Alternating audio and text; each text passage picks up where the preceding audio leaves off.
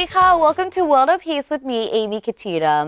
As usual, I am here to update viewers of DMC all around the world with the latest activities, not only in America, Europe, and Japan, but also in the Philippines with the latest activities, which was the ULOP, and also the upcoming activity that will be taking place in August. So let's go have a look at these activities. On July 12, 2015, Wapatamakai, Minnesota organized the second summer novice ordination program and was well participated by 8 people. On Saturday, July 18, 2015, before leaving the novice status, the novices had an opportunity to walk on a pilgrimage for the first time. Most Venerable Sitlishai Tanawaro, the abbot of Wapatamakai, Minnesota, led the monks and the novices to make wishes before stepping onto the pilgrimage path. A lot of people gathered along the route to welcome and offer alms to them, bringing joyful feelings to all the witnesses. After that, they took a group photos together. On July 19, 2015, the 24 branches of Wapatamakai located in Europe organized a mass ordination for European Dhammakayas for the third time. Each of the European branches invited the locals to participate in this program, in which there were 35 ordinees from 7 countries and 12 citizenships. The morning ceremony started with a circumambulation around the chapel of Wapatamakai Benilux. During the ceremony, Ubasok Pisit Mungklao, who helped establish Wapatamakai Benilux, led the procession of the European Dhammakayas with a flower bowl, followed by the ordinees' parents and guardians, virtuous supporters and congregants from 7 different countries in Europe. After the circumambulation ceremony, the Dhammakayas took part in the ceremony to pay respect to the chapel's boundary and the Buddha statue. Then at 9:30 a.m. local time, the Dhammakayas proceeded outside the chapel to take part in the ceremony of asking for forgiveness for their wrongdoings from their parents and guardians and receive the robe set. It was such a magnificent scene to see this taking place.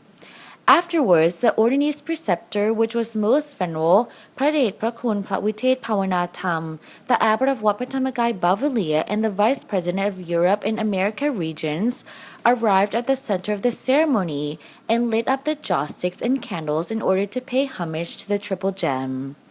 Then the Dhammakayas representative proceeded to offer a flower bowl to the preceptor monk and asked for permission to become ordained.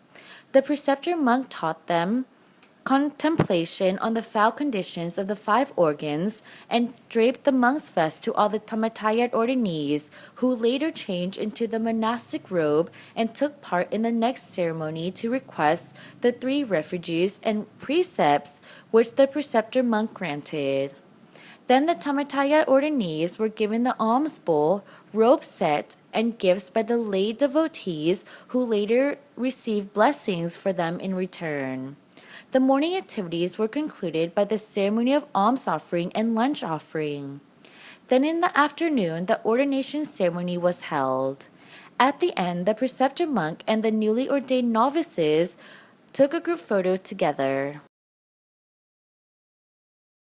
The ceremony of offering rains retreat candles, monastic bathrobes, and foods for 23 Buddhist monks for entering of the Buddhist Lent season for the year 2015 was held on July 25th at Cabramatta, New South Wales, Australia.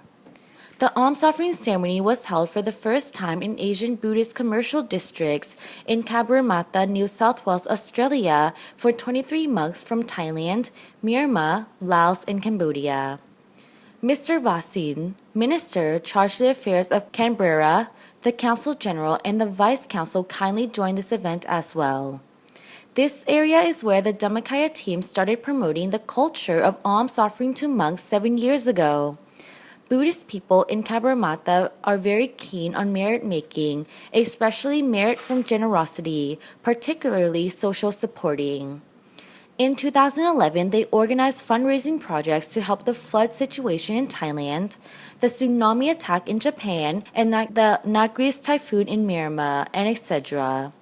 This year, the Dhammakaya organization has just established a new branch of Wat Phut Cabramatta in order to dedicate the merit to Longpa Thamashayo on the occasion of his 71st birthday anniversary. During the entry of the Buddhist Lent this year, Wat Phut Karamata held alms offering ceremony and, for the first time, invited local people to join the merit-making activities. On Sunday, July 26, 2015, 27 Japanese people came to practice meditation and listen to Tamat's sermon in Japanese on the topic of Detoxing Your Mind, How to Love Without Suffering at the Dhammakaya Center in Nippori, Tokyo, Japan. Before the event began, the volunteers introduced Buddhist cultures such as bowing and chanting to the Japanese participants. Next, Venerable Taniyo, the teaching monk, led 30 minutes of meditation practice before started the discussion about the 6 categories of love in Western concepts and the 7 categories of spouses in Buddhist principles. The topics were about the meaning of love, how to love with and without suffering, the application of the 4 bases of sympathy, and who should be the first one you love. At the end, the first-time participants received a crystal ball from the teaching monk. The atmosphere throughout the event was full of smiles and friendship. Many participants intended to join this event again in the future. Moreover, in order to organize this event, the regular participants helped prepare and clean up the accommodation. They also performed the duty of welcoming and saying goodbye to everyone who came.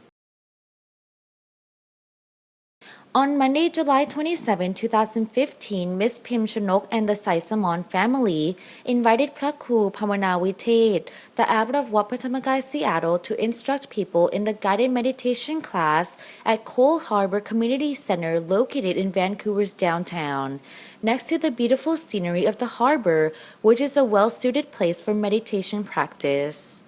To educate the participants about basic meditation, the teaching monk talked about the 7 bases of the mind and the importance of the center of the body, the gateway leading to brightness, inner peace, and inner body, even though it was extremely small, even smaller than a needle's eye. However, going through this gateway could only happen when our mind was delicate enough.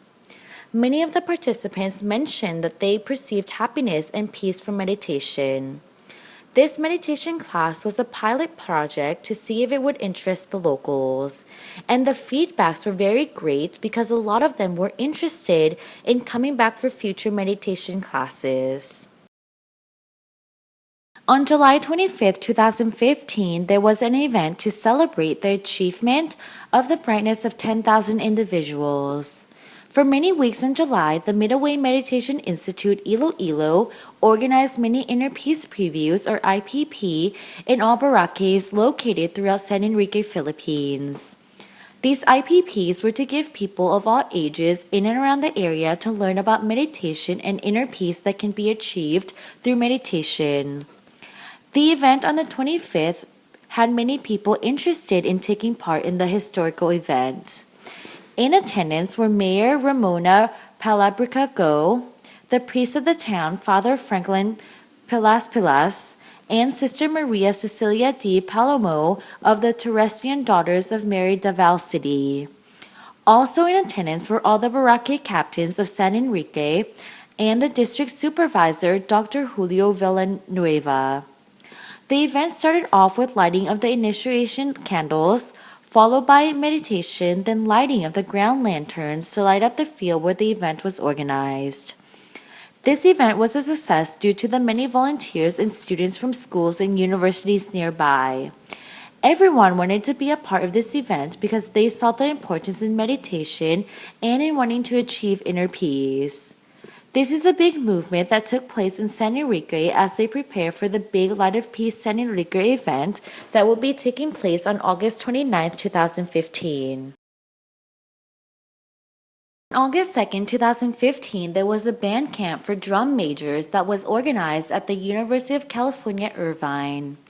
Attendees were high school drum majors from all around California to learn about technical band skills along with leadership skills. A volunteer from Peace Gen by the name of Nolan was given an opportunity to present a 25-minute lesson on leadership, so he decided to teach them the concept of mind, me, world, and then taught them that they needed their minds to be clear and pure before they could lead anyone. Nolan led meditation for 10 minutes and taught them the various benefits of meditation, such as stress relief, anxiety relief, anger management, etc., and that meditation could be applied to their everyday life. Many people were very impressed with the meditation because it was the first time for the majority of them.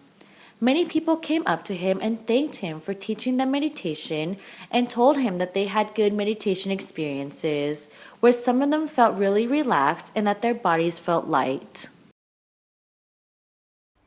And those are just some activities that took place recently. And now it's time for the quote of the week by Pratep Yan Mahamuni, Longpo Tamashayo, who is the abbot of Wat Phra Dhammakaya and the president of the Dhammakaya Foundation.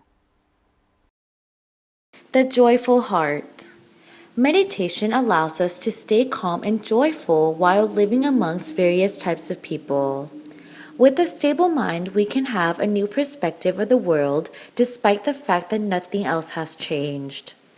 We will become more open-minded to other people.